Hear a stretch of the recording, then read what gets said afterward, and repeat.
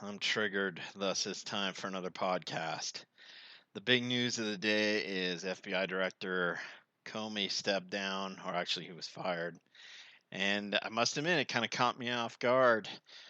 And immediately, the left was triggered. I debated with a friend of mine that Comey should have been fired for quite some time. And he said, just wait, it's coming. But I think even at this point, it caught him off guard. And it definitely triggered many on the left saying this is Nixonian, this is trying to cover up scandal. Comey must have been onto something. Interestingly enough, Comey was to meet with some kind of Senate Intelligence Committee, and there's all these rumors floating around the internet that there's some group of senators that are trying to impeach Obama, and this might have been related to that. So everyone's going, see, Trump's just nuking this Comey guy who was onto him, and it's really going to end up crashing him down. I don't think so.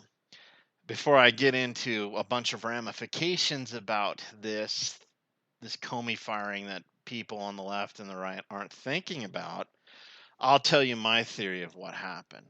I think that there has been a sort of left-wing rhino Republican pushed by globalist hidden hand types since day one to get rid of Trump. They tried to get rid of him in the primaries. They tried to get rid of him in the election.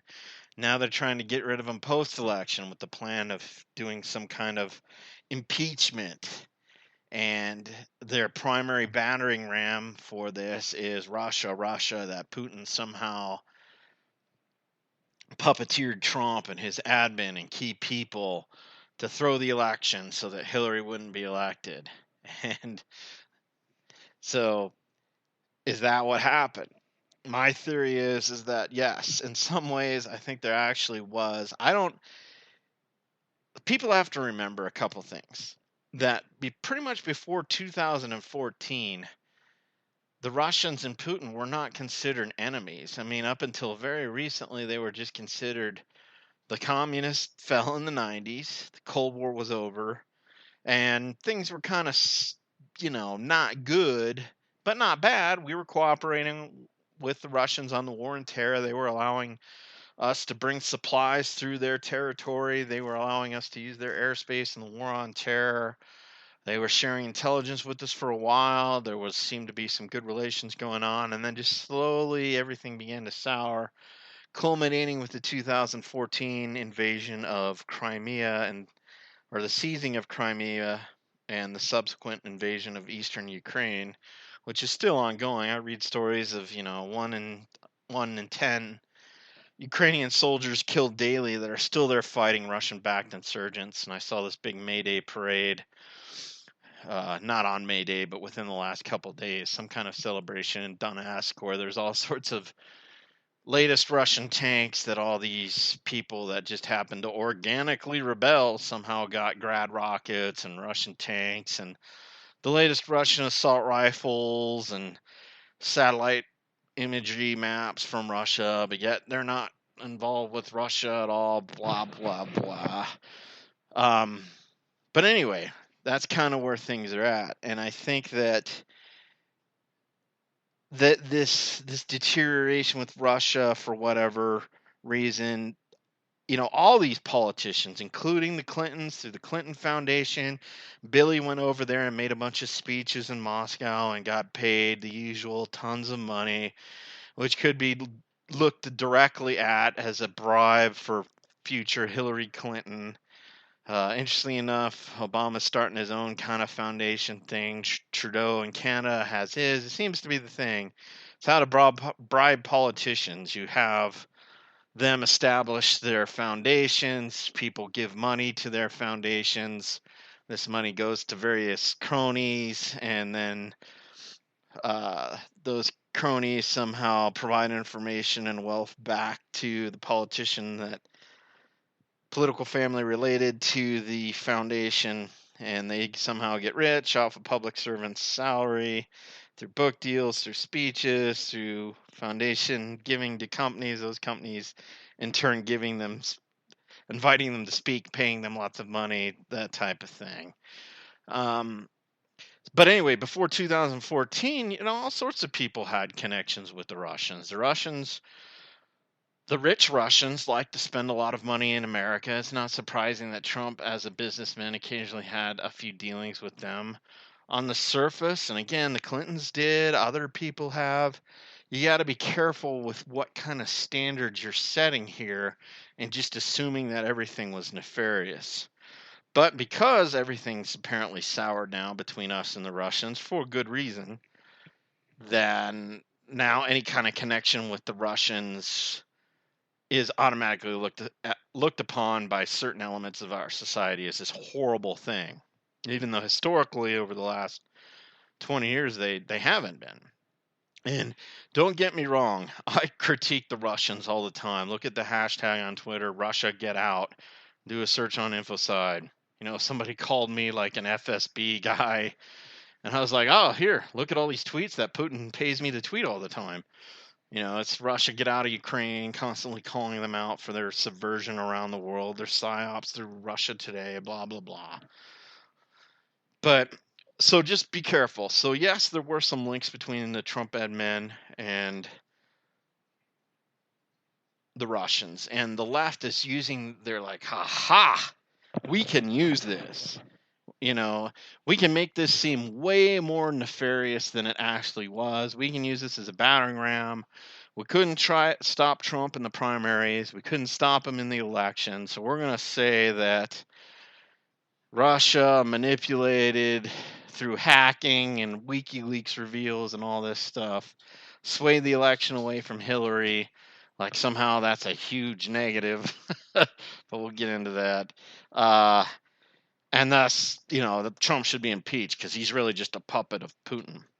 And, that's what they're using. This is their tactic. And I think Comey, if you look at, there's a great article out there.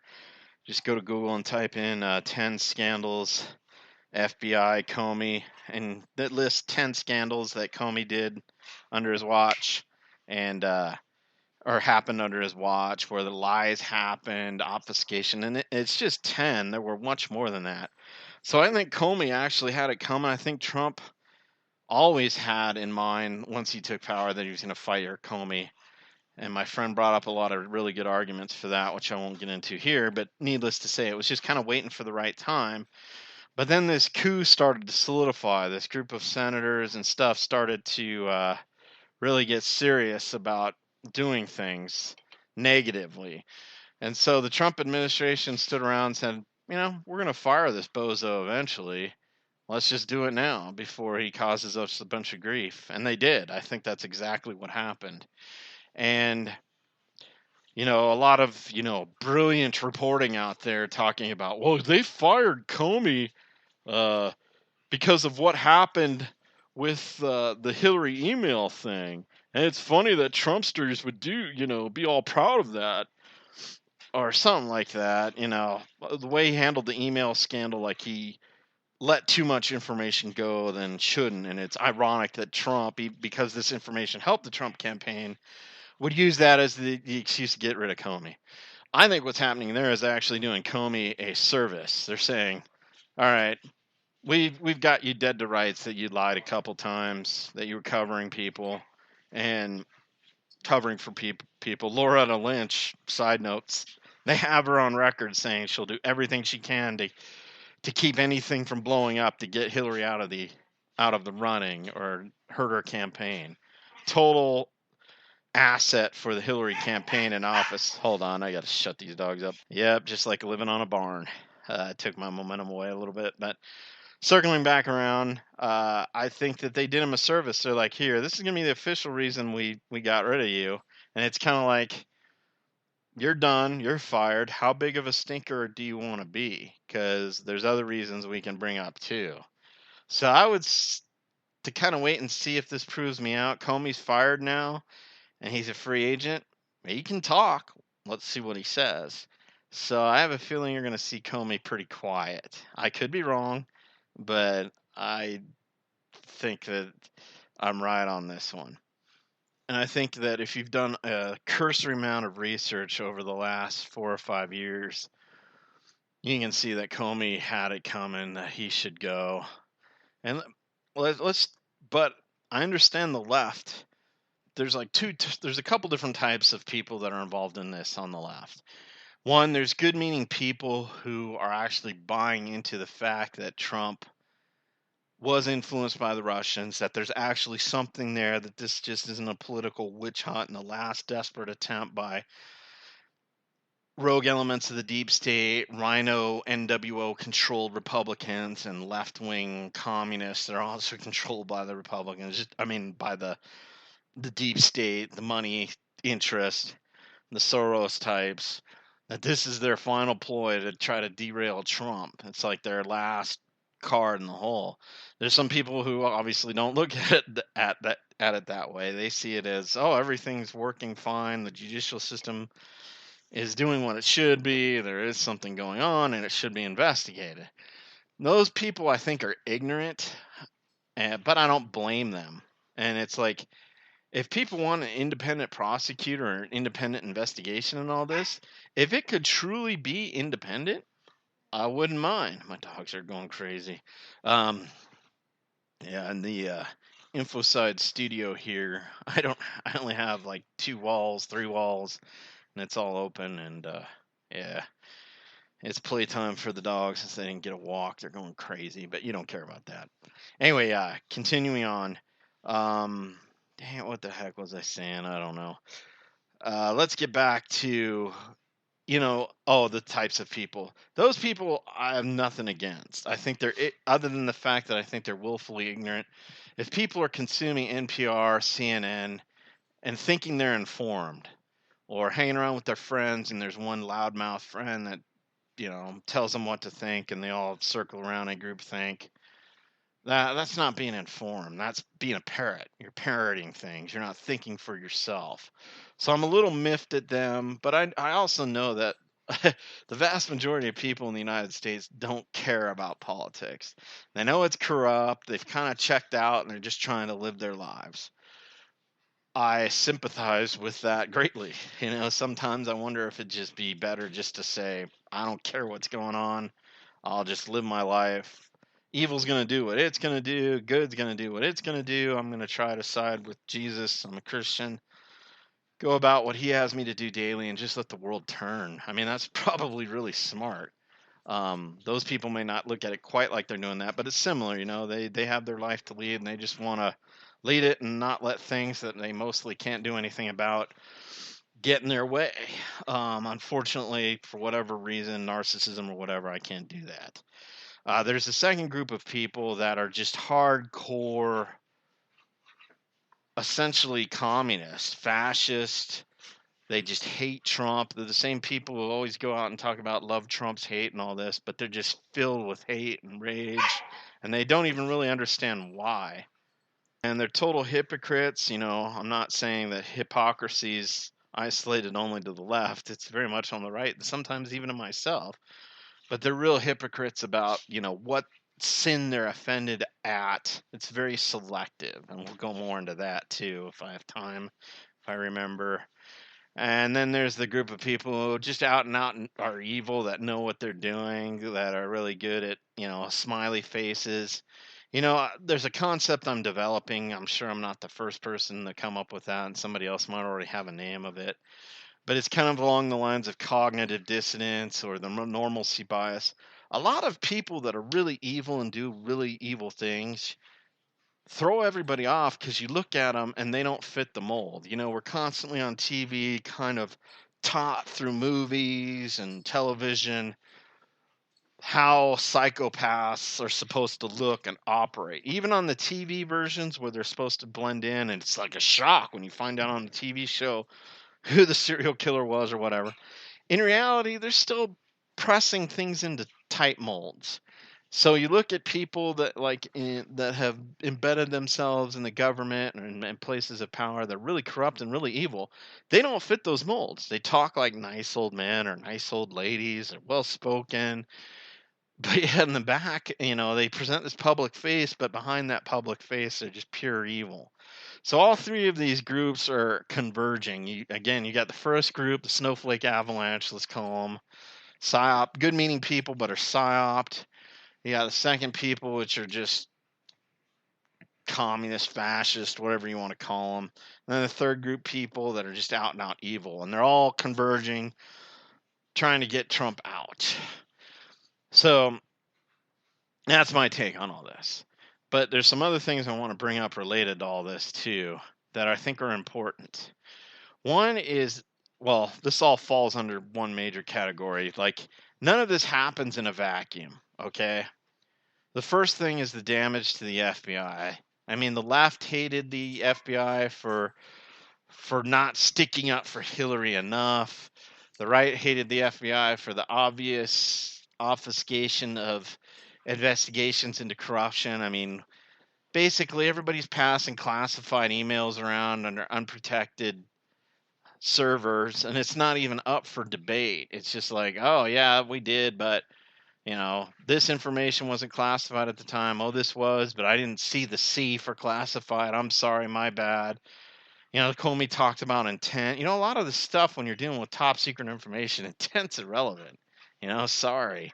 I mean, if you and I did what Hillary did, and we weren't as rich and as a politically made family, a noble-blooded family, which I hate because America shouldn't have any nobility. We should have no royal families. There should be no Kennedys. There should be no Bushes. There should be no Clintons. We are a republic, and the idea of having a nobility, oh, it's Hillary's time, or this Kennedy Jr. guy that's coming up. Oh, he's so great. Look at him. Isn't he just like the other Kennedy? I don't care because I don't want family dynasties controlling the USA. My ancestors bailed that crap, just calling it what it was, hundreds of years ago. And now we're establishing it here. I mean, the Republicans are guilty of it too, but the left, oh my gosh, they are cult of personality mongers. And they need to stop it. It's disgusting, or at least an element of the left anyway. But anyway, none of this stuff happens in a vacuum. All right. And one other point before I get into that too is, so basically what we're saying is the Russians, through hackers, revealed how corrupt the Hillary campaign was. Again, very few on the left in the Clinton camp are actually debating what was released on WikiLeaks as it being truthfulness or made up. I mean, I have seen some. It hasn't, but it was slow developing because all the stuff's pretty well documented that it's true. That Podesta and all these people were up to no good, and it's all documented into the thousands on WikiLeaks with searchable archives.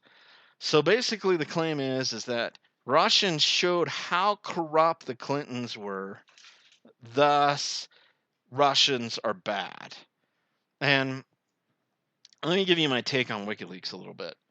I don't think WikiLeaks is a Russian operation per se. Do I think that Russians are heavily involved with WikiLeaks? Yeah, I bet they are. For a couple different reasons. One, some of the best hackers in the world are Russian. Russians, just for whatever reason, produce brilliant mathematicians, computer scientists, all those guys. A lot of them come out of Russia. I mean, America got its stealth technology, but from reading, or the original stealth technology, from reading Russian technical manuals because they figured it out. And there's a lot of bright people over there, and they're good hackers. And I have no doubt that some of the hackers involved with WikiLeaks are Russian. Now, does that mean that they're part of the Russian government? Not necessarily. I think there's a lot of gray in there. Just like hackers from the U.S., occasionally are approached and say, hey, you could help us out by doing this. Don't think it doesn't happen. It's the same over there.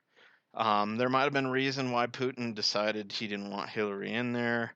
But interestingly enough, like I saw these leftists go, Putin won the Cold War II without firing a shot. It's brilliant, man. What did he win? What did Putin win? Right now, their relations with Russia are further deteriorating. Let's start off with North Korea. The Russians a Russian general basically said, or some kind of official, just the other day, I read this, that they consider North Korea a buffer state between Japan and South Korea, and they don't want North Korea going away. So here's Trump, their puppet, threatening and destabilizing one of their buffer states. That sounds like a win for Putin, right? No. Syria. Obviously Putin's puppet Trump is in there making things easy for the Russians in Syria, right? I don't think so. I think, the sanctions are being lifted. Now, there was some initial talk of that, but as far as I know, I don't, there was one case where sanctions were lifted against some Russian IT companies, but that was already, from my understanding, that was already in the works under the Obama administration, and it had to do with corporatism. Those sanctions affected American companies selling equipment, so we had to pull those back regardless of the politics of it so that we can make some bucks. So that did happen, but to my knowledge, nothing else has been lifted. So I'm just not seeing what Putin bought. I'm not seeing us doing all sorts of Eastern European military deployments. I mean, it's not like the Cold War when we had like 250,000 troops there, but or more, depending, varying around with all sorts of tanks, airplanes, aircraft, blah blah blah. Now the number I don't know exactly what it is, but I'm pretty sure it's below 30,000, not nearly the armor tanks and all this stuff. And that I'm going to dovetail here for another thing. You will constantly see this meme floated out there by people who don't understand things going, America's got like 800 bases around the world that they're hurting people with, and the Pentagon's planning on building more every year. They're a bunch of imperialists. In some ways, true. I mean, we do have the 800 bases.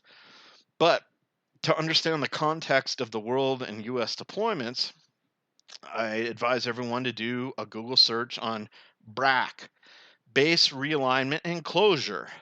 We have actually been closing bases since the Cold War ended, with the exception of bases we've opened up for the war on terror. We have closed hundreds of facilities overseas. We have returned hundreds of places back to the original countries. The amount of troops, everyone's like, oh, America's ramping up with their evil plan to encircle Russia and NATO. And you know what? I think there should be a debate. Should we be defending Eastern Europe? Should we have bases on Russia's border? I think those are good questions to ask. But the idea of us rotating in, a couple combat brigades in Poland versus, the 250,000 troops that we had there that we just took away basically because we didn't think they were needed there anymore. We're like, okay, Russia's come back around. They fell. They're no longer communist. We naively thought that they weren't going to turn autocratic and authoritarian. Silly us. So we pulled all those troops out, and just left the token force there. And now we're ramping up a little bit.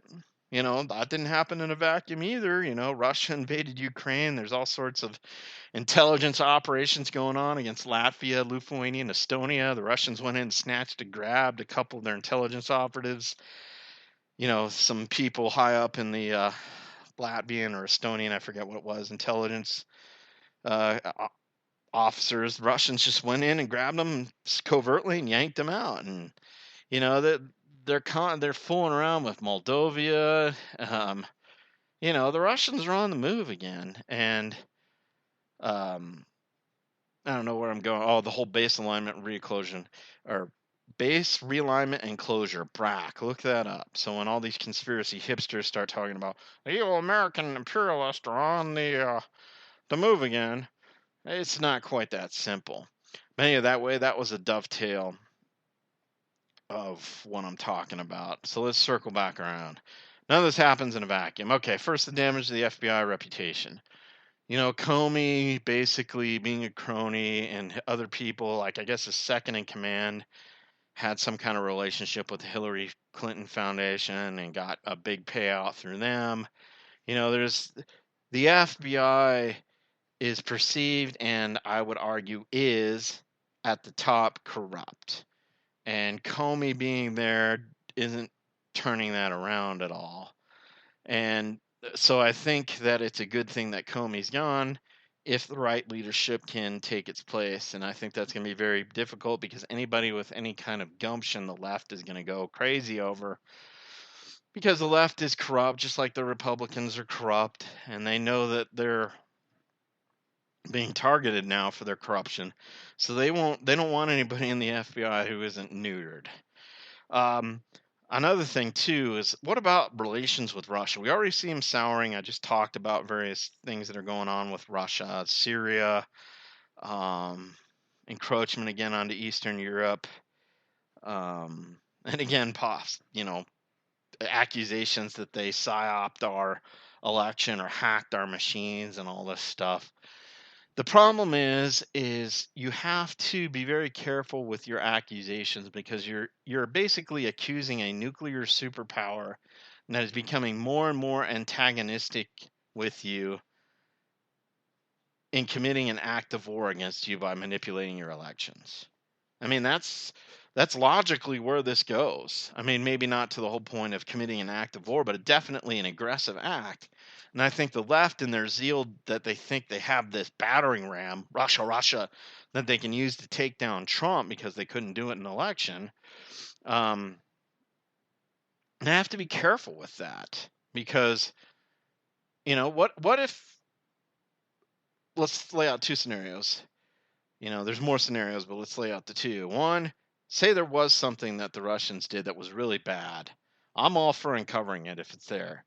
But the scenario that I'm going to talk about is that there really isn't anything there. There's, again, those links pre-existing from 2014 and overlapping, but nothing any real big deal. And I'll flush this out a little bit more, hopefully. But the need for a battering ram, this is the left's one chance, and the deep state and the rhinos, to take Trump out. So they just pour on. Unfortunately, they might get caught in this logical loop where they have to go where it leads. Where does it lead? That Russia did a very aggressive act against the United States. And that, right now, this is why I think it's bogus. Because if it was really about truth, wouldn't you be just as outraged at Russia for manipulating the election as you are for Trump being a puppet? But it's like 90-10 or 95-5. It's all about Trump, Trump, Trump. I even had one guy on Twitter say, well, it's not really about the Russians. We just need to, clean up our own act. That's the best thing we can do. You point out to him that, hey, this might be taking another step towards a nuclear war with Russia. It's like they have no interest in that. And that shows intellectual dishonesty in my book. Because if it was really be about truth, it would be remove the puppet, punish the guilty, make sure that they know they can't do this again. And there were some people that talked briefly about that. But the preponderance of triggered snowflakes, they don't really even bring up any kind of punitive action to Russia over this allegation.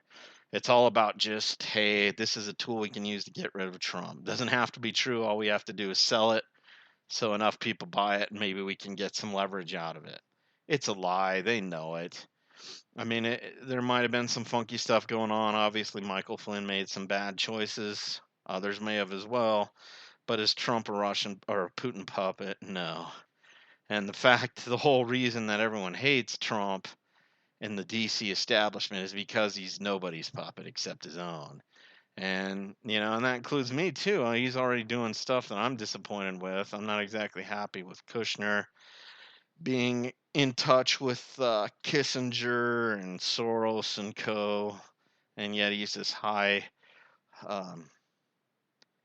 influence guy in the Trump administration. That does not give me a warm fuzzy. A couple other things like this whole Obama repeal. It's not a repeal. It's a rebranding. There's some manipulations there, but it's not the full repeal that we were hinted at. Probably, stuff like that. But he's got some constraints on him. He's not a dictator, despite what the left says. Otherwise, if he was a dictator, a lot of the left people would go away. So the fact that they're openly doing stuff, I don't know. I'll leave that for another time. The whole, is Trump an authoritarian? In some ways, yes. A lot of ways, no. And the yes way is that bad? Short-term, long-term, bad, good, that's a whole nother different debate. But anyway, the worsening of Russian relations as this political football or battering ram is used to take out Trump, I think the left should be careful. And I don't think they're really thinking about that too much. The third thing opens up further aspects of our already clogged system, the lawfare. Now it's going to be, and this is already kind of how it is. Anytime an official from an opposing party does something that you don't like, you just clog it up with allegations and lawfare. This is just more of that. It's using law as a means to attack opponents, and it doesn't matter if there was actual law breaking.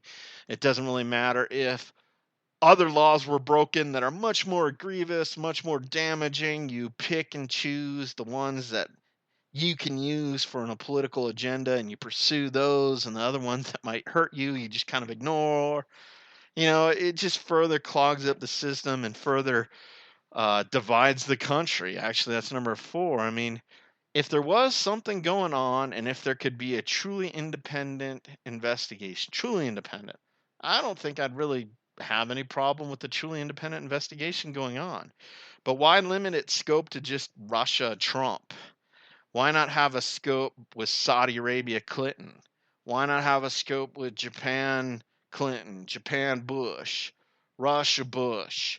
I mean, there's this whole pool of foreign monies, and this is where you got to be careful with the standard set here. Washington is a swamp.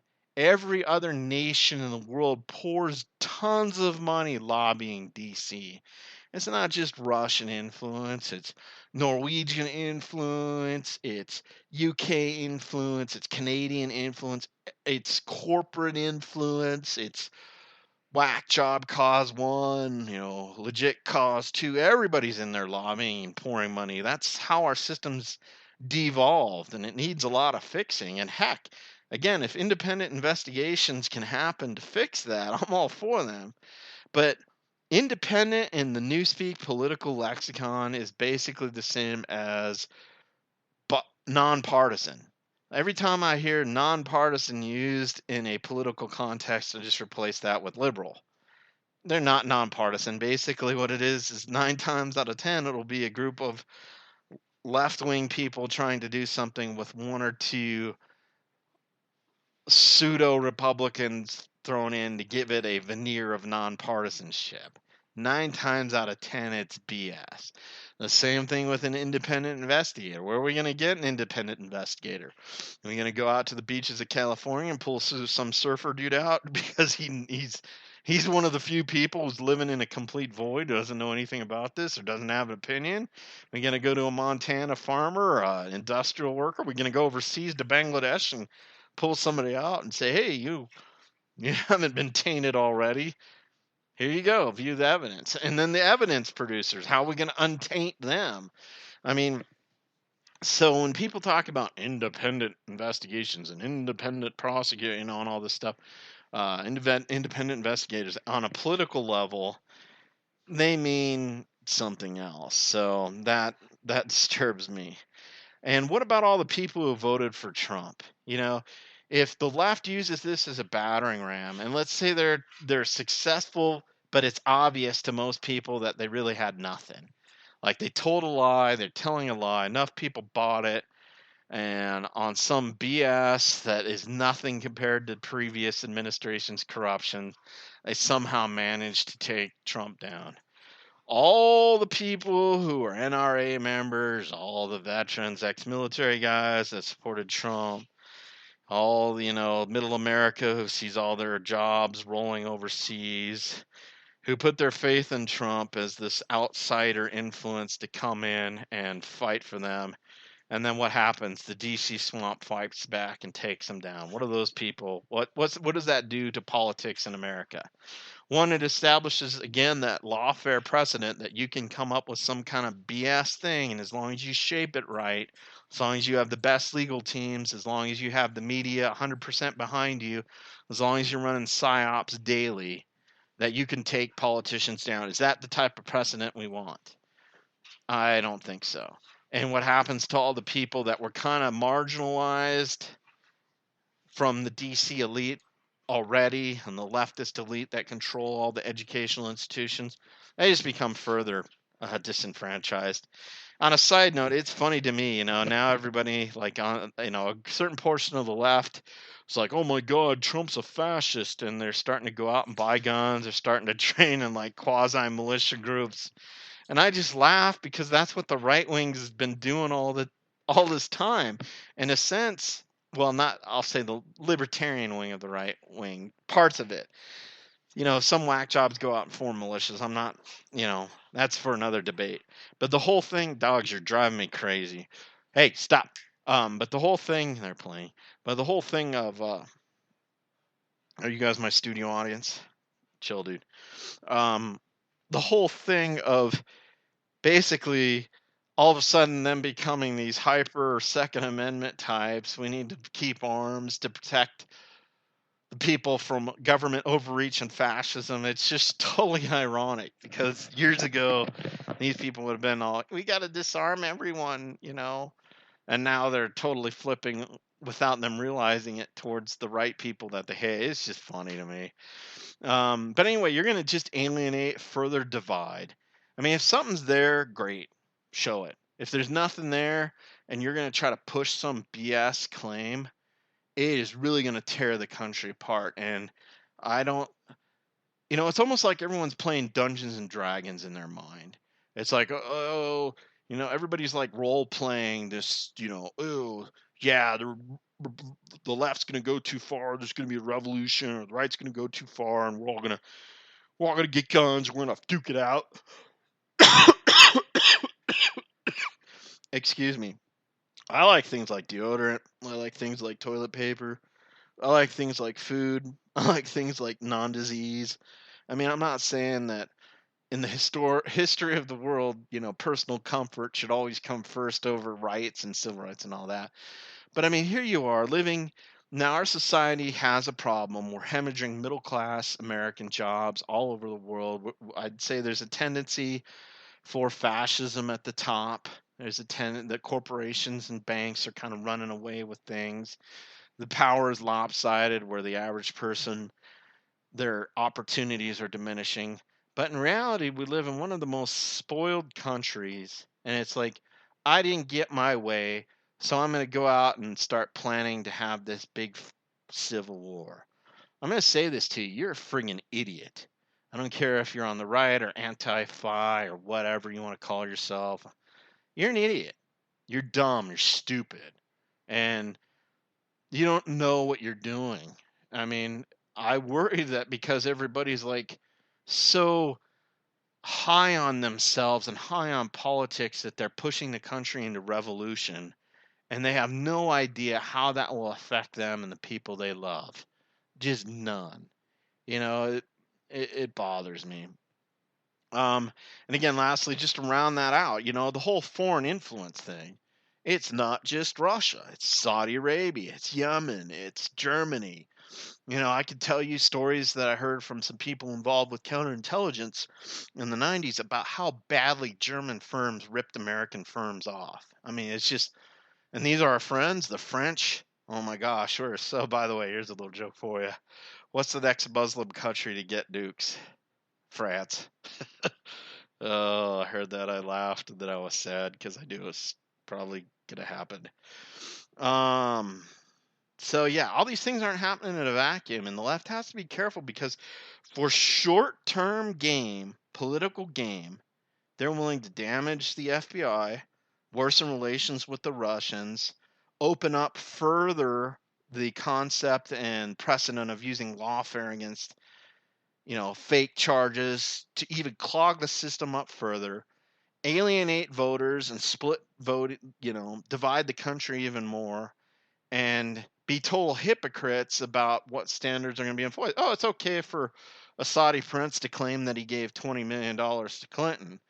But, if Trump's got, an aide, 3 levels away from him that had some kind of communication with the Russians, and then in the past, that same aide, 5 years ago had a real estate deal down in Florida with some Russian investors.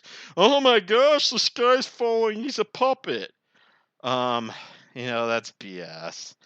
Um, you know, so what we need here is we need a government that's accountable. It hasn't been accountable in a long time.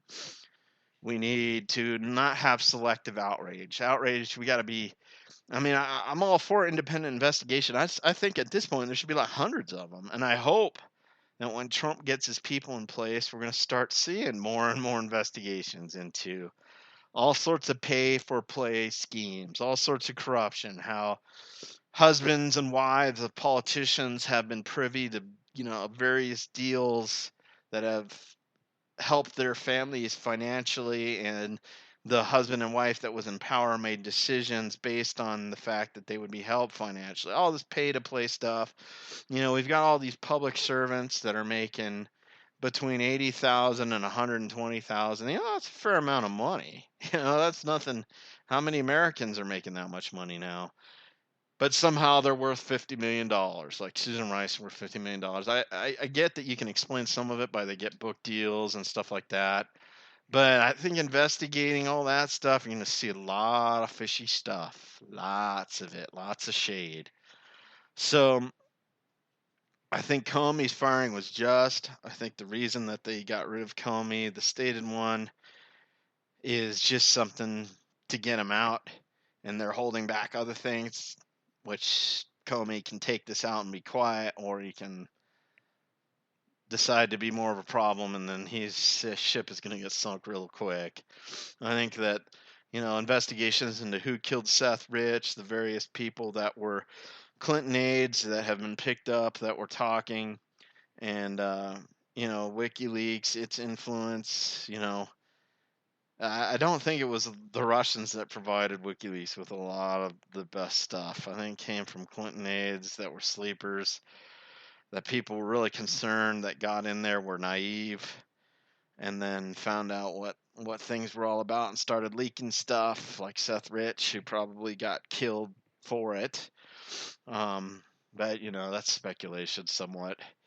But anyway, these are my thoughts on Comey, and I'm really curious to see how triggered and outraged the left's going to be. It's like roaring like a lion but scratching like a chicken type of thing. So it'll be interesting to see. Those are my thoughts. I hope some of them were worth listening to. Let me know. You can contact me at Infocide on Twitter. That's the @ side INFOCYDE, or email me at what's a good email? radioinfoside@gmail.com, or infoside@radioinfoside.com. Once again, Infoside spelled INFOCYDE. Thanks, and have a good night.